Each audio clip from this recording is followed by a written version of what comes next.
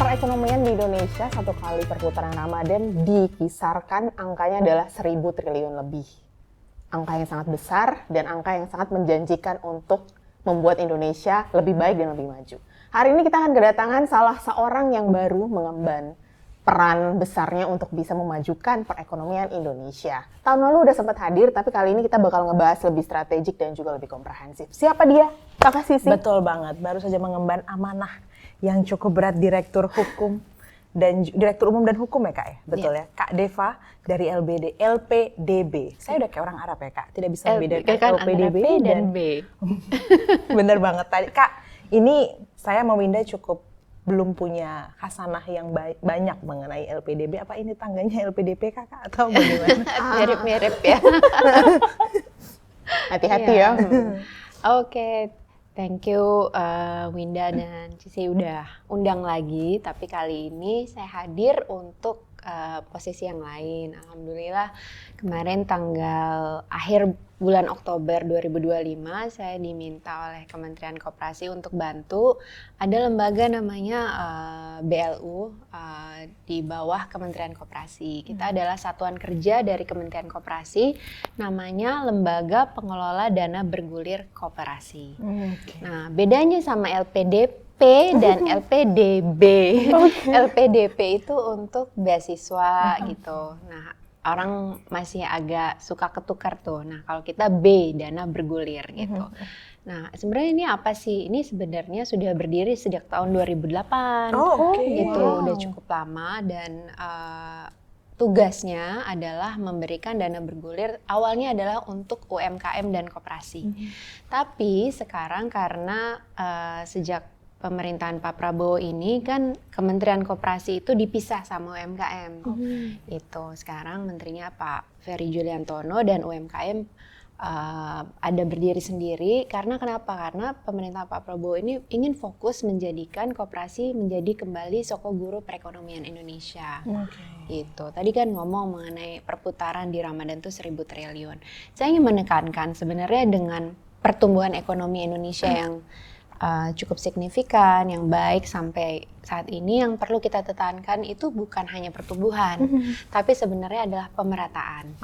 Gitu. Jadi kalau misalnya tumbuh tinggi, tapi dia tidak merata, ke samping, gitu. Ya, tidak ke samping, ke kanan dan ke kiri, ke atas dan ke bawah, nah itu agak kurang oke tuh gitu. Jadi kita, nah koperasi ini suatu hal yang menarik dan sebenarnya sudah lama digaungkan sejak 1905 oleh Pak Hos Cokro Aminoto, pendiri Syarikat Islam, dan kemudian juga kita punya Bapak Koperasi yang sangat luar biasa yaitu Pak Muhammad Hatta, Wakil Presiden pertama kita yang menjadikan koperasi ini menjadi soko guru Indonesia. Gitu. Nah, LPDB Koperasi ini dibangun untuk memastikan bahwa koperasi-koperasi itu terutama mendapatkan pinjaman yang sangat ramah terhadap mereka. Kalau di bank itu rate-nya tuh kurang lebih 12 bisa sampai mungkin 12%-an lah ya.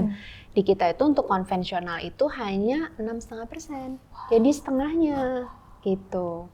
Gimana, mau bikin koperasi nggak? Selainnya aku ikut boleh ya? Ya boleh dong. Boleh, siap. Jadi anggota koperasi. Terus yang kedua, kita ada dua nih bentuknya itu untuk konvensional dan syariah. Konvensional dan syariah itu yang konvensional 6,5 dan yang syariah 3,5%. Itu tanpa provisi dan tanpa admin.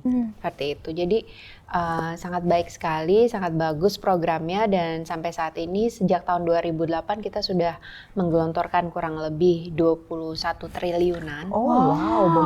Dan tahun ini insya Allah kita ingin menggelontorkan 2,1 triliun.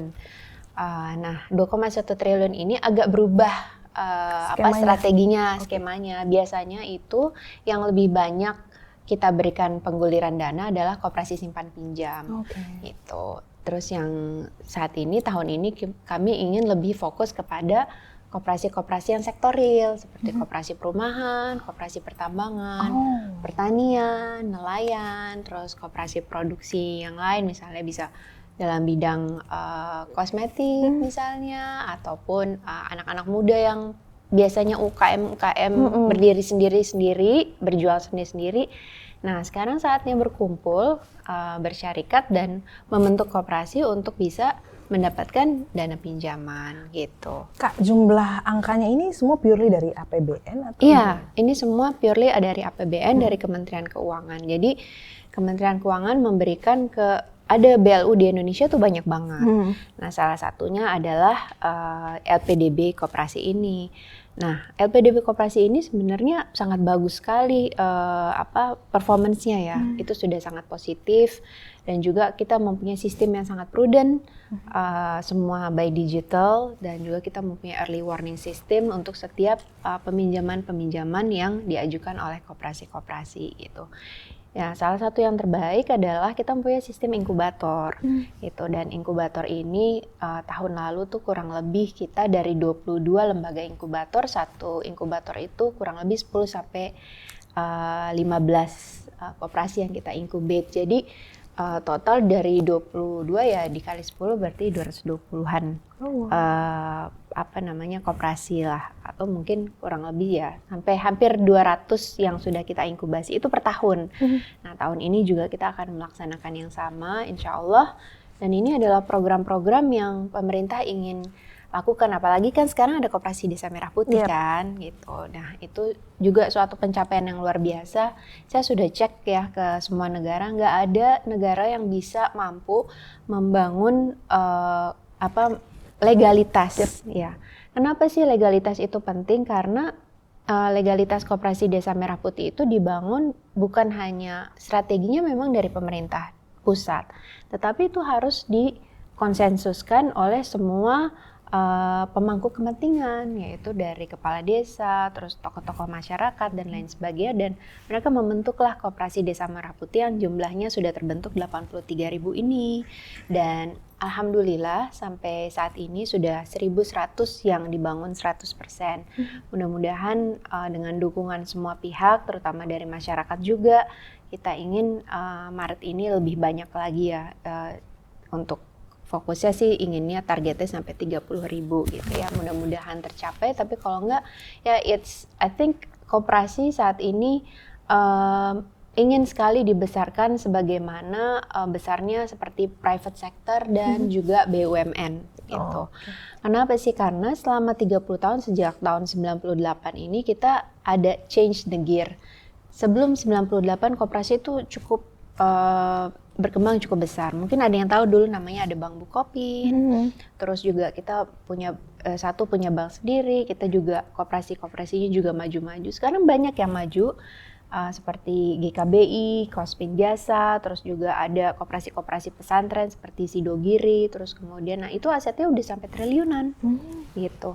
Nah, tapi kan coba terutama anak-anak muda sekarang deh.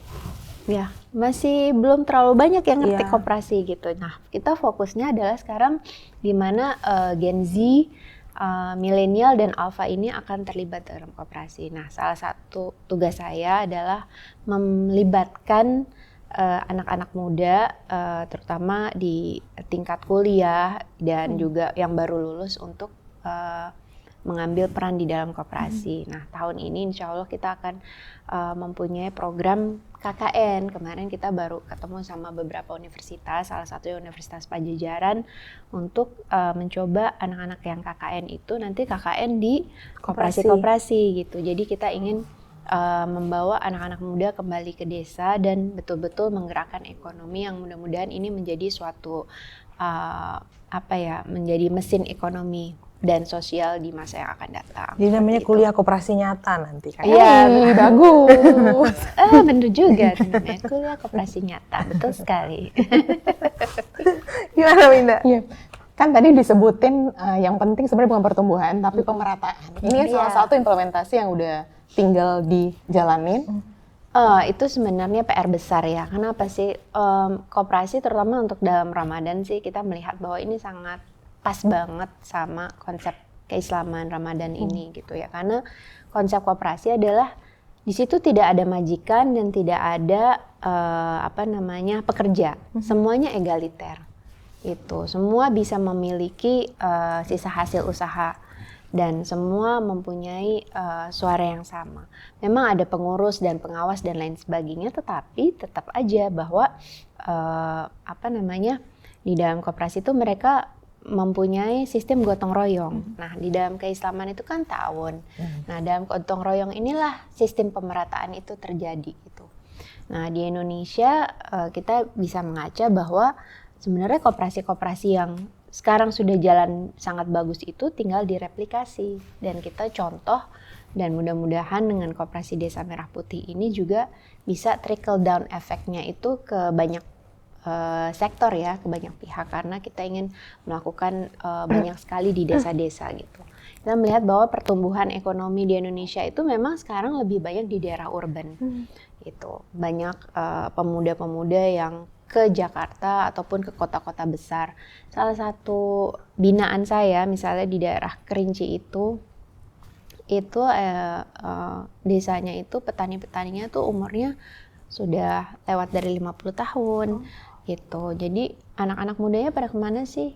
Ke Jakarta untuk jadi pekerja online ataupun Gojek online ataupun pekerja-pekerja profesional dan kreatif gitu. Coba saya bilang, kemana saya challenge, bisa nggak kalau misalnya para digital creator atau pekerja-pekerja kreatif ini membentuk koperasi gitu kan. Itu kan suatu hal yang positif banget daripada digital creator masing-masing sendiri-sendiri gitu. Oke lah, followersnya mungkin 10.000, 20.000, ada kemarin ya kayak Raffi Ahmad kan 73.000 ya. Terus kemarin saya lihat Rosa berapa, 17 juta berapa. Coba kalau membuat koperasi, betapa ini menjadi suatu kekuatan ekonomi. Selama ini kita startup kita yang berhasil misalnya seperti Gojek, GoTo, setelah menjadi besar kemudian diakuisisi oleh modal-modal asing gitu.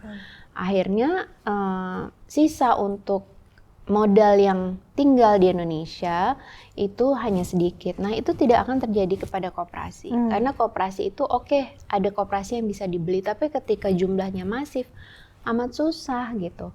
Nah, kita bisa lihat misalnya kalau koperasi yang sukses banget di tingkat level internasional, contohnya apa sih? Dalam bidang sport aja, FC Barcelona. Oh, dia koperasi? Koperasi. Wow. FC Barcelona tuh koperasi. Kata Lionel Messi itu sempat menjadi penggerak koperasi. Luar biasa. Buat Indonesia. Aku nggak tahu dia penggerak koperasi apa enggak, tapi FC Barcelona adalah kan di Barcelona kan, terus ngomongin aja. Seperti itu. Jadi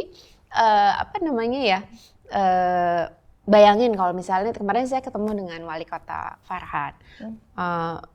Kang Farhan, coba bayangin kalau misalnya Persib punya koperasi gitu. Jadi bukan bobotoh Persib tuh bukan hanya bobotoh, tapi dia bisa menjalankan fungsi ekonomi, bisa membangun suatu ya kan jumlahnya jutaan kan begitu. Kayak kemarin gebrakannya luar biasa, misalnya Persebaya ataupun Persija gitu. Masing-masing membentuk koperasi atau mau bikin koperasi induk untuk semua klub-klub sepak bola di Indonesia gitu kan, itu kan keren banget ya gitu kan. Soalnya bukan apa-apa, orang Indonesia tuh banyak. Kemarin saya baru ngomong sama pemerintah Korea. Jadi mereka tuh ngundang anak-anak muda yang insya Allah kita juga akan lakukan, mengirimkan ke Korea sebanyak 30 sekian anak muda untuk belajar smart farming di koperasi mereka. Kenapa? Karena banyak kita bisa tahu ya, kayak Singapura, dia sekarang aging population. Bahkan mereka memberikan citizenship untuk orang-orang yang mau pindah ke sana karena aging population, karena mereka kurang bereproduksi dibandingin dengan kita yang masih generasinya sangat aktif ya. Jadi jumlah generasi muda kita 140 juta loh. Itu senjata rahasia Indonesia gitu. Tapi juga bisa menjadikan soft spot untuk hanya satu menjadi market. Yang kedua hanya menjadi pengikut saja. Betul. Terus yang ketiga hanya ngikut-ngikut gitu. Misalnya di TikTok kayak apa, joget-joget dan lain sebagainya. Joget it's fine, tapi do something good yang bisa menghasilkan for yourself and for the future and for the community. Kan sekarang anak-anak muda kan lebih suka untuk memberikan yang lain gitu. Jadi kita punya program namanya Koperasi Muda gitu, Koperasi Gen Z yang buat anak-anak muda untuk lebih terlibat koperasi. Karena memang di populasi di koperasi di Indonesia itu kurang lebih umurnya 55 tahun. Kebanyakan. Dan memang koperasi itu joinnya itu ketika udah pensiun, ngapain ya, daripada duitnya cuman di bank aja ataupun cuman deposito, dikasihkan ke koperasi untuk diputarkan dan berusaha bersama-sama. That's very good gitu. Tapi bayangin kalau misalnya pekerja-pekerja kreatif seperti Mbak Winda sama Mbak Sisi ini bisa bikin koperasi yuk gitu kan gitu. Ayo Min, habis Yuk, ini ya. bisa yuk abis ini ya. Iya. Karena syaratnya 9 pengurus, ya kan? Udah 15. Coba dihitung. Terus kemudian juga nanti ketika udah jalan setahun, nah di LPDB koperasi itu caranya gimana sih? Ya membuat koperasi, kemudian selama setahun menjalankan kegiatannya dengan baik dan benar, dengan keuangan yang bisa dipertanggungjawabkan. Terus kemudian menjalani 1 kali rapat anggota tahunan, kita nyebutnya RAT selama setahun, udah habis itu bisa mengajukan ke LPDB gitu. Uangnya ada, rate-nya lebih rendah dari bank. Terus juga programnya disokong sama pemerintah. Sekarang memang untuk lebih pemahaman dan juga adalah kita mau untuk bersama-sama untuk maju gitu. Karena selama ini memang sih koperasi belum terlalu banyak diketahuin. Kayak saya ngomong sama teman-teman ataupun sama keponakan atau sama anak saya aja, saya bilang tahu koperasi enggak katanya gitu kan. Jadi memang pengetahuan dan pemahaman mengenai koperasi ini masih agak kurang. Sekarang udah orang agak melek koperasi karena nama Koperasi Desa Merah Putih itu kan, karena memang programnya dibuat menjadi program strategik nasional. Tapi what's exactly is koperasi gitu. Kayak di Singapura itu yang kayak Alfamart itu koperasi gitu. Terus juga misalnya Frisian Flag, terus juga di New Zealand juga mereka punya koperasi yang sangat besar untuk produksi susu seperti itu. Terus misalnya kayak di Thailand ada Union Credits, asetnya tuh sampai 5 miliar dolar gitu kan. Nah itu mungkin banget buat di Indonesia tuh seperti itu. Oke. Disclaimer ya, tadi ada penyebutan Koperasi Merah Putih segala rupa kontroversialnya nanti itu mungkin ditanyakan sama lembaga yang punya eksekusi di situ. Iya, betul. Kak, ini terkait dengan koperasi ini tadi kan kakak sudah bilang keterlibatan anak muda. Kalau kita bawa ke Ramadan kan ini posisinya sebagai menggerakkan ekonomi umat ya. Kayak boleh di-share dong Kak ini manfaatnya dan juga caranya mungkin ya yang paling praktikal tuh gimana? Yang paling praktikal sebenarnya satu pemahaman ya. Jadi maksudnya sekarang tuh untuk, saya bicara secara institusional dulu ya. Kita sekarang mau kerja sama lebih banyak sama universitas, sama komunitas-komunitas juga nanti pada datang ya. Kita ada bukber tanggal 11 Maret untuk berikan bimbingan teknis buat teman-teman dan juga komunitas-komunitas yang belum mengerti mengenai koperasi, serunya koperasi itu seperti apa dan lain sebagainya. Nah, menggerakkan anak muda itu sangat penting karena itu saya bilang, karena kita 2045 ini adalah Indonesia emas dan kita ada cukup waktu untuk mempersiapkan dan juga membuat sesuatu yang cool banget, yang bisa kita sebenarnya udah jalanin udah zaman dahulu kala nih dari awal Indonesia berdiri, yaitu koperasi. Kita jalanin lagi dan mudah-mudahan dengan keterlibatan anak-anak muda di koperasi, terutama untuk di bidang kreatif gitu, kreatif digital creator tadi saya bilang, terus juga mungkin kayak kemarin saya ketemu dengan penulis-penulis kreatif, wartawan, bahkan sekarang penulis-penulis lagu. Nah ya, jadi kayak penulis-penulis lagu itu dalam hal royalti misalnya. Kan royalti ini sendiri-sendiri ya. Ada kemarin saya berbicara dengan salah satu penggiat royalti. Misalnya lagu Kus Plus itu dalam setahun mereka hanya menerima kurang lebih Rp230.000 gitu.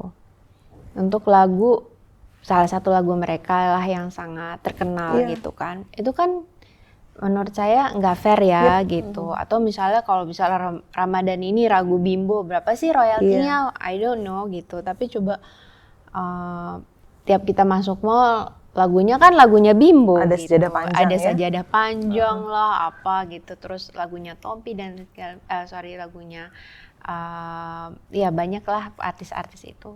Coba kalau misal berkumpul, membuat koperasi dan membantu mungkin penggiat-penggiat seni, terus kemudian juga UMKM yang jumlahnya jutaan, 60 juta itu kan kita ada.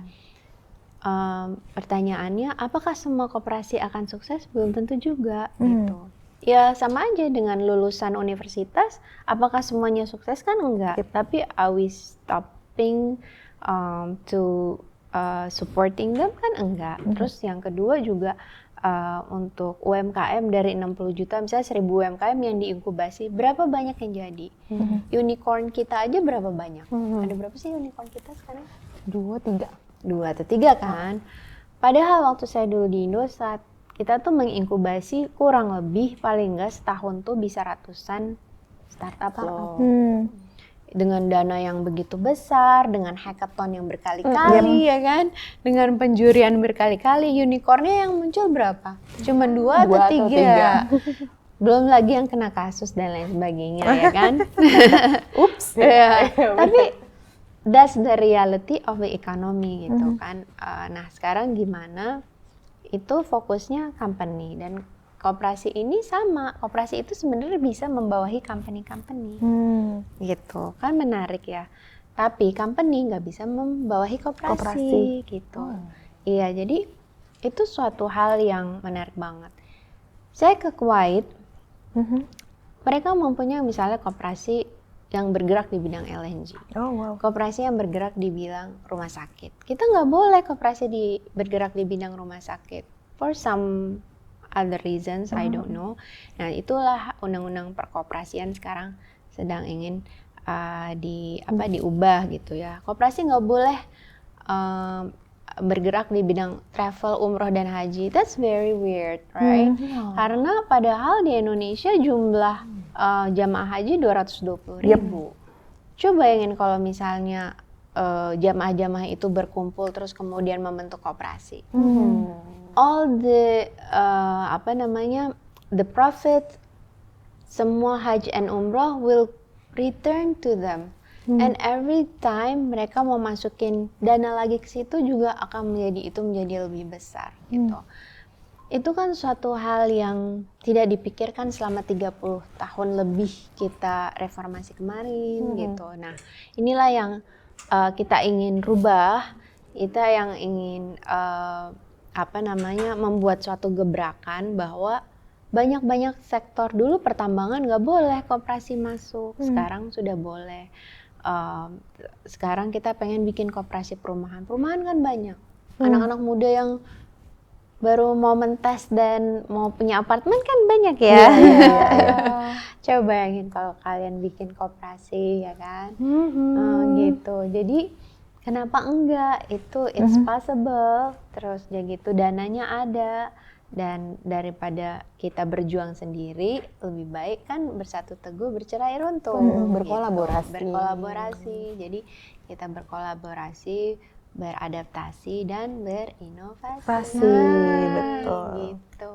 Sepertinya banyak message untuk kita yang muda-muda, saya millennials dan beliau millennials.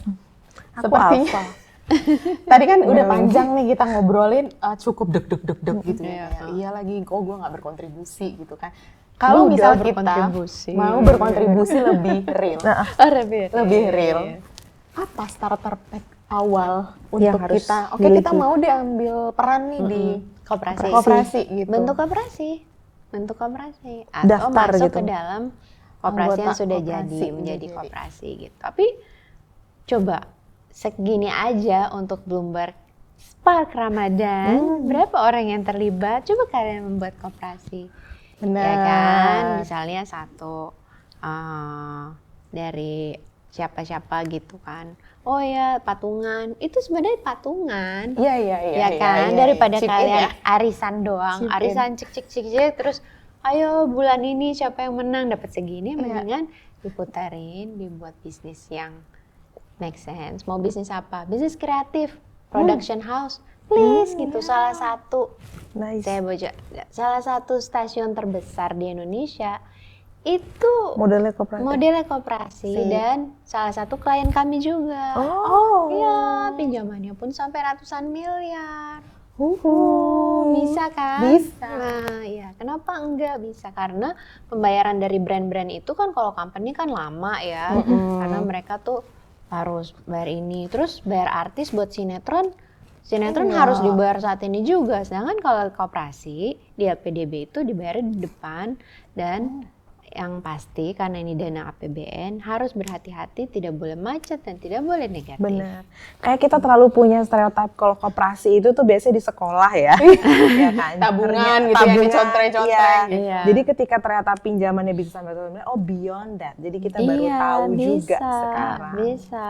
Kalau pinjaman tuh sampai ratusan, ada puluhan miliar, tergantung dengan bisnisnya. Jenis bisnis. Iya, bahkan kemarin kita mengirimkan salah satu koperasi di daerah Subang itu ekspor manggis gitu, ekspor nanas, terus ada juga koperasi ekspor.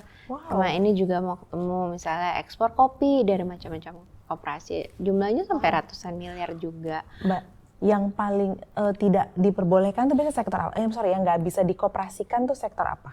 Kalau saat ini peraturan kita. Kita ada fokus ada 14, banyak banget. Nanti mungkin saya akan bisa kasih listnya ya gitu. Yang belum bisa juga masih banyak. Contohnya kayak tadi rumah sakit belum bisa seperti itu kan. Kenapa nggak bisa? Kan seharusnya bisa gitu kan. Oh travel umroh dan haji, kenapa bisa? Iya. Nah di dalam koperasi itu tidak ada sistem monopoli. Karena semua anggota akan menerima sisa hasil usaha. SHU, betul. SHU. Suka sekali kalimat SHU. Iya, coba. Oh, akhir tahun ini SHU-nya berapa Iya, ya gitu. iya, Gitu. Taunya kan. dividen aja ya selama ini kan, ya. iya Sekarang kita kan. ganti coba SHU Iya. spiritnya. Sekarang koperasi bisa nggak nanti akhirnya masuk ke Bursa Efek Indonesia? Harusnya Harus bisa. bisa. Kalau misalnya udah gede, kan aset tuh udah triliunan. Benar-benar. Bener nggak?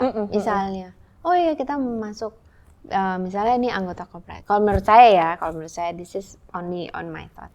Misalnya ini koperasi, terus kemudian publik mau masukin dana ke koperasi itu supaya koperasi itu jadi besar, terus dia akan menerima dividen yang ini sisa hasil usaha. Ya melantai. Bahkan melantai di lantai bursa. Spiritnya sama sih Iya, sebenarnya. bisa apa enggak? Bisa. Bedanya kalau di saham itu dia tidak tergabung menjadi anggota, dia bisa keluar kapan-kapan aja. Nah kalau di koperasi dia menjadi anggota dan dia ikut di dalam rapat, gitu. Jadi di dalam keorganisasian. Kalau dividen kan enggak. Kalau saham kan ya hari ini beli saham, besok gue mau beli yang lain, gue ya udahlah bye-bye gitu, bisa cabut-cabutan dan lain sebagainya. Gitu. Kalau koperasi nggak bisa. Tapi spiritnya Komitmen sama ya. Spiritnya sama. Tetap spiritnya. cuan tapi bersama. Patungan cuannya. tadi itu. Spirit cuan iya, tapi spirit Bersama kebersamaannya betul. Sila sangat ketiga, berbeda. Persatuan Dengan Indonesia.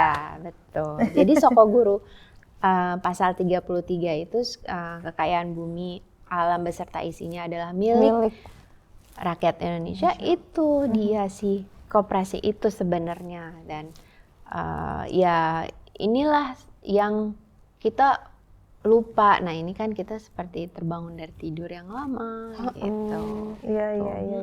Kita banyak ya yang bisa di leverage mengenai koperasi ini. Tapi Iya, sayang bisa sekali limitasi waktu ini membuat kita betul. tidak berhenti di sini, tapi kita akan tetap curious tentang Betul. PDB. Iya. One last question sebelum kita akhirnya menuju segera membuka koperasi kreatif. Iya dong. Amin.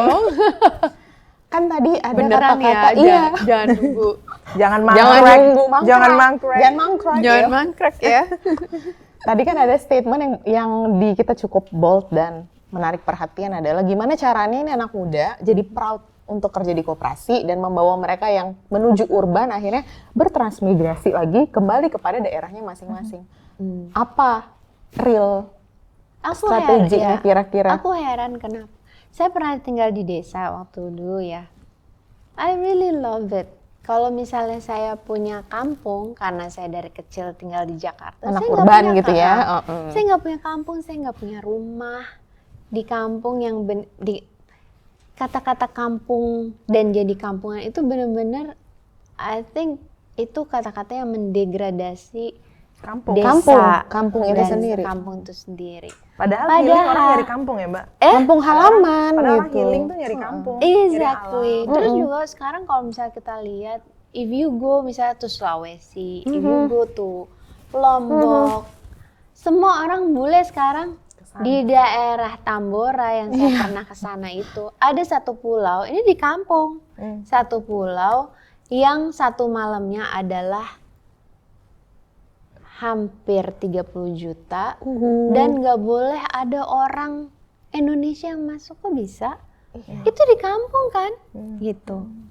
This is how we perceive the locations, right? Betul. Jadi anak-anak yang with the bustling and dazzling of the city's lights and everything is not that maksudnya is not dazzling anymore, it's just how you perceive the locations gitu. Jadi kalau menurut aku, kenapa nganggap desa itu something yang bad? No, it's not. It's part of us. Welcome to the new era of villager in Indonesia. Iya kan? Iya dong. Benar, Kenapa? proud jadi anak kampung. Cila. Mbak Deva, karena kita sudah Udah 20 menit ya? sudah 30. 30. bahkan. Wow, Mbak, cepet ini sekali. terakhir aja untuk menutup, kalau misalkan untuk yang mengetahui berarti cukup visit website LPDP. Website boleh, terus How kita to reach. selalu membuat bimtek-bimtek. Oh, oke. Terus kita juga ada, tentunya itu ada inkubator dan pendampingan. Saya sangat mengajak untuk para pemirsa Bloomberg, Ramadan Spark, dan semuanya yang terlibat di Bloomberg ini, ayo kita membuat koperasi gitu. Kalau orang lain bisa bikin FC Barcelona, kenapa kita nggak bisa? Benar. Yuhu. Mari spirit Barcelona kita wujudkan di Indonesia. Indonesia. Menjadi anggota koperasi Koperasi. dulu. Iya Step dong. awal. Start small ya. Iya, Iya. start Always small. start small. Terima kasih. Mbak Makasih.